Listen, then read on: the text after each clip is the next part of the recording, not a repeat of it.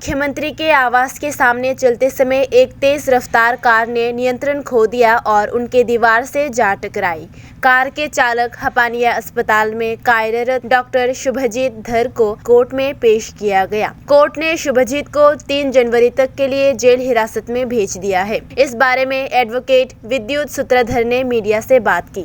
গত 23/12/2021 গতকালকে রাত্রেবেলা 10:30 নাগাদ আগরতলায় শিশুবিহার স্কুল এবং উন্মুক্ত ইংলিশ মিডিয়াম রাস্তায় যে এমএলএ হোস্টেলের যে রাস্তাটা আছে এখানে একটা গাড়ি যেটা শুভজিৎ ধর নামে এক ব্যক্তি চালিয়ে প্রচন্ড দ্রুতগতিতে এবং বেপরোয়াভাবে চালিয়ে ডিউটিরত যে পুলিশ পার্সোনালরা ছিলেন তারা তাদেরকে ওনাকে গাড়ি থামাতে নির্দেশ দেওয়া সত্ত্বেও উনি গাড়ি আরো দ্রুত এবং বেপরোয়াভাবে চালিয়ে তাদেরকে মারা এবং টেস্ট করার উদ্দেশ্যে গাড়িটা আরো জোরে চালিয়ে দেয় এবং আলটিমেটলি গাড়িটা এমএলএ হোস্টেলের ওয়ালে ধাক্কা লাগে।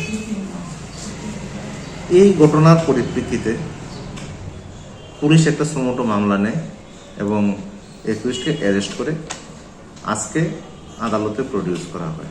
পুলিশ 3 দিনের পুলিশ রিমান্ড চেয়েছিল।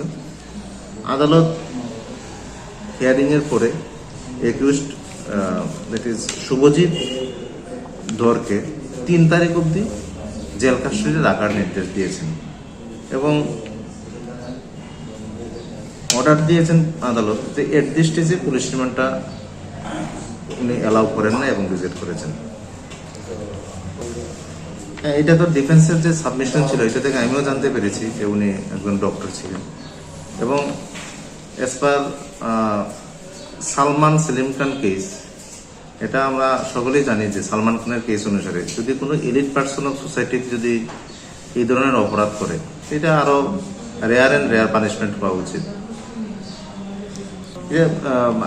আন নাম্বার গাড়ি ছিল, এটাতে কোনো নম্বর ছিল না, চেসিস নাম্বার এবং